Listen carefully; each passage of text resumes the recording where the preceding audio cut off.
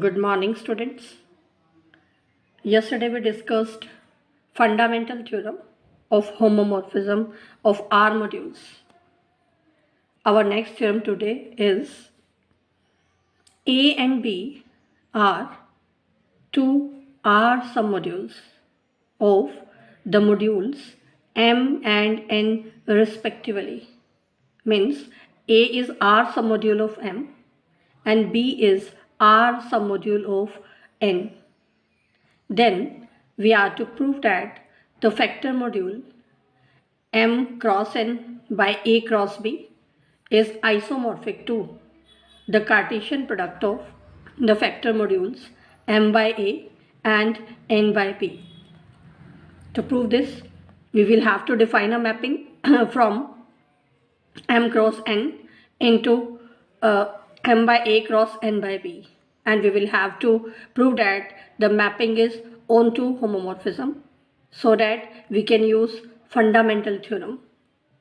So first of all, let us see the factor modules M by A, N by B and M cross N by A cross B, they exists.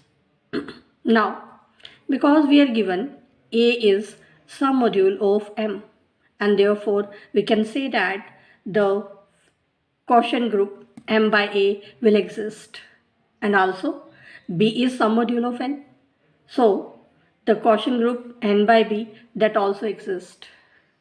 And also because A cross B that is contained in M cross N, and this is R module, and therefore A cross B is some module of M cross N, and therefore the factor group M cross N by A cross B also exists. Now let us define a mapping F from the module M cross N into the Cartesian product of the modules M by A and N by B. To define this mapping, let us take an element from M cross N. Its elements are of the form of ordered pairs, in which first element belongs to M and second element belongs to N. So we have taken the ordered pair formed by the elements M and N. Here M belongs to M and N belongs to N. Now because M belongs to M, so the coset M plus A that will belong to the factor module M by A, and because N belongs to N, so the coset N plus B that will belong to the factor module N by B, and so the ordered pair formed by these two cosets that will belong to the Cartesian product of M by A and N by B. So we can define the mapping by image of the ordered pair formed by the elements M and N under F is equal to the ordered pair formed by the cosets M plus A and N plus B. Now we are to prove that this mapping is onto homomorphism. First of all, we prove that this mapping is well defined. To prove well defined, let us take two ordered pairs belonging to M cross N. So first ordered pair we have taken consisting of the elements M1 and M1. M1 belongs to module M, N1 belongs to the module N. Second ordered pair we have taken M2, N2. Here M2 belongs to M and N2 belongs to the module N. To prove well defined, let us suppose these two ordered pairs are equal. Now by definition of equality of ordered pairs, first coordinate M1 will be same as M2 and N1 that will be same as N2. Now because M1 and M2 are same, so we can say that the cosets M1 plus A will be same as M2 plus A, and the coset N1 plus B that will be same as the coset N2 plus B. So we can say that the ordered pair formed by the cosets M1 plus A and N1 plus B will be same as the ordered pair formed by the cosets M2 plus A and N2 plus B. And by definition of mapping F, this is the image of the ordered pair formed by the elements M1 and N1 under F. And this is the image of ordered pair formed by the elements M2 and N2 under F. So this proves that the mapping F is well defined. Now, next we prove that this mapping is homomorphism. To prove homomorphism, first condition of homomorphism, let us take two ordered pairs belonging to M cross N. Now let us find the image of sum of these ordered pairs. Now by coordinate wise addition, the sum of these ordered pairs, that will become M1 plus M2, comma N1 plus N2. Now by definition of mapping F, the image of this ordered pair is given by M1 plus M2 plus A, comma N1 plus N2 plus B. Now by definition of addition in quotient modules, this can further be written as M1 plus A plus M2 plus A, comma N1 plus B plus N2 plus B. Now again, by definition of vector addition, this ordered pair can be written as the sum of the ordered pairs formed by M1 plus A, comma N1 plus B and M2 plus A, comma N2 plus B. Now by definition of mapping F, this is the image of the ordered pair formed by M1 and N1 under mapping F. And this is the image of the ordered pair formed by the elements M2 and N2 under F. So this proves first condition of homomorphism. In the second condition, let us take an element R belonging to the ring R and let us find the image of R into the ordered pair M1, N1. Now by definition of scalar multiplication, this can be written as f of Rm1, Rn1. Now by definition of mapping F, this can be written as the ordered pair Rm1 plus A, Rn1 plus B. Now by definition of scalar multiplication in quotient modules, this can be written as R into M1 plus A, R into N1 plus B. And this can further be written as R into the ordered pair formed by M1 plus A and N1 plus B. And this is the image of the ordered pair formed by M1 and N1 under the mapping F. So this proves that F is homomorphism of R modules. Now, next we prove that this mapping is onto mapping. So, let us take an ordered pair M plus A, N plus B belonging to the Cartesian product of M by A and N by B. Now, here M plus A belongs to the factor module M by A and N plus B belongs to the factor module N by B. And therefore, M belongs to M and N belongs to N. So, the ordered pair formed by M and N that belongs to the Cartesian product of M and N. Thus, for this ordered pair belonging to the Cartesian product of M by A and N by B, we have obtained an element M, N belonging to this Cartesian product of M and N. Now, if we find the image of this element under the mapping F, this is given by the ordered pair consisting of the elements M plus A and N plus B. So this proves that the mapping F is onto mapping. Now, let us find the kernel of this homomorphism. Now, by definition of kernel of a homomorphism, it consists of all those ordered pairs belonging to M cross N whose image under the mapping F, that is the identity of the module M by A cross N by B.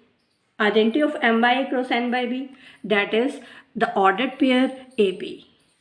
So by definition of mapping f of mn, that is m plus a comma n plus b.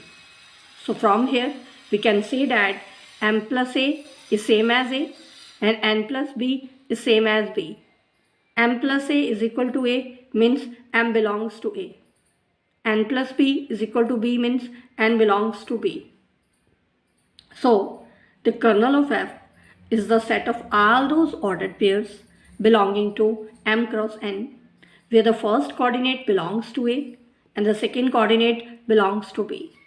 So by definition of Cartesian product, we can say that kernel f is a set of all those ordered pairs which belongs to a cross b. So we have obtained the kernel of the homomorphism, which is Cartesian product of a and b.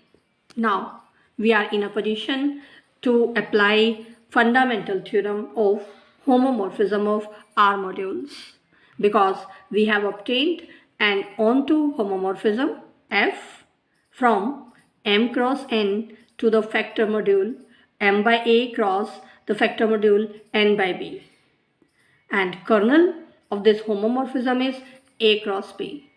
So by fundamental theorem, we have the factor module m cross n by kernel of f is isomorphic to the Cartesian product of the factor modules m by a and n by b. So this completes the proof of the theorem. Now next we discuss the topic direct sum of some modules of a module. So let us define. So let us take a module M. M is a module over a ring R, and M lambda, where lambda belongs to index set. This is non-empty family of some modules of M. Then we see that M is the direct sum of the sum modules belonging to this family. If M is the sum of the modules belonging to this family, and second condition is for every lambda naught belonging to the family of indexes, the intersection of the member corresponding to lambda naught, its intersection with the sum of remaining sum modules, that is 0 element. And in other words, we can say that each element x of summation m lambda that can be uniquely written as the sum, where the elements in the sum, they belongs to m lambda, and x lambdas are 0 for but a finite number of lambdas belonging to the index set. Now we prove that these two definitions of direct sum are equivalent. So our theorem is, let M be left R module and M lambda, lambda belongs to index set. This is a collection which is non-empty family of some modules of M. Then we are to prove that M is the direct sum of these sum modules if and only if every element x belonging to M has a unique representation in the form of sum of elements of M lambdas. So first of all, let us assume that a collection which is non-empty collection of sum modules of R module M, and we suppose that M is the direct sum of these sum modules, and we are to prove that every element of M has a unique representation in the form of sum of elements of M lambdas. Now by definition of direct sum, M is the sum of all the sum modules M lambdas, and intersection of M lambda naught with the sum of remaining sum modules of the family, that is 0. Here lambda naught belongs to the family of indexes. Now let us take an element x belonging to M. Because M is summation M lambda, so x can be written as summation x lambda, where this x lambda belongs to M lambda and x lambda are 0 for all but finite number of lambdas belonging to the family of indexes.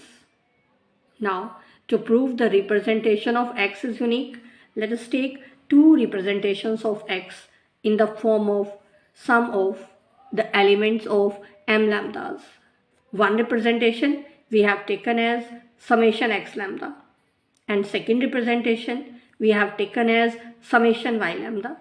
And by definition, here y lambdas and x lambdas, they are 0 for all but finite number of lambdas. Now from here, because the two representations are for x, and therefore we can say that these two representations are equal. Now this can be written as x lambda naught plus summation x lambda, where lambda is not equal to lambda naught. And this can also be written as by splitting out the term corresponding to lambda naught separately. So this can be written as y lambda naught plus summation y lambda, where lambda is not equal to lambda naught. Now from here we can see that x lambda naught minus y lambda naught is equal to summation y lambda minus summation x lambda. Now this element belongs to the module M lambda naught, and this side belongs to summation M lambda, where lambda is not equal to lambda naught.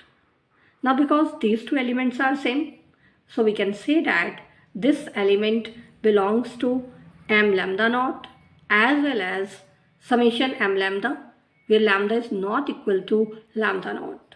So this element belongs to this intersection also, but this intersection is 0, so we can see that x lambda naught minus y lambda naught is 0. So we can say x lambda naught is same as y lambda naught, and this lambda naught is an arbitrary chosen suffix, so we can say that each x lambda is same as each y lambda, and hence we can say that the representation of every element x belonging to M, that is unique. So this proves one of the parts of the theorem. Now let us do the converse part. Now conversely, we are given the representation of every x belonging to M is unique, and we are to prove that M is the direct sum of its submodules, which are denoted by M lambdas. Now, because x belonging to M has a unique representation in the form of sum of elements of M lambdas, so for x belonging to M, we can write x in the form summation x lambda, where lambda belongs to the index set. And because this is an element of summation M lambda, so we can see that M is contained in summation M lambda, where lambda belongs to the family of indexes. Also, the sum of submodules of a module is again a submodule of M. So we can say that summation M lambda is contained in M. We can combine the two, so we get M is equal to summation M lambda. So the first condition for the direct sum has been proved. We have proved M is the linear sum of its submodules. Now the second condition of direct sum, which we will have to prove, is we are to prove that the intersection of M lambda naught with the sum of the submodules corresponding to lambda not equal to lambda naught, this intersection is 0. In order to prove this, let us take this intersection is having an arbitrary element x. Now we are to prove that this x should be 0. Now because x belongs to this intersection, so by definition x belongs to m lambda naught as well as x belongs to summation m lambda, where lambda is not equal to lambda naught. Now because x is equal to x lambda naught, and also we can write x as summation x lambda, where lambda is not equal to lambda naught. Now because both are the representations of x, so we can say that x lambda naught is equal to summation x lambda, where lambda is not equal to lambda naught. We can shift this term here on this side, so we can write summation y lambda is 0, where these y lambdas are x lambda whenever lambda is not equal to lambda naught, and whenever lambda is equal to lambda naught, in that case this y lambda will be negative of x lambda, means y lambda naught is equal to negative of x lambda naught. 0 can be written as summation 0, where lambda belongs to the index set. So we have obtained two representations here, but because we are given that representation is unique, so by definition of unique representation, each y lambda in this sum, that should be 0. So we can say that y lambda naught that will be 0. So we can say that x is 0. So we had taken an arbitrary element x belonging to this intersection, and we have proved that that element is 0. So this proves that the intersection of m lambda naught with the sum of other submodules of m, which are corresponding to lambda not equal to lambda naught, this intersection is 0. So by definition we can say that m is the direct sum of its submodules. So this completes the topic direct sum of modules.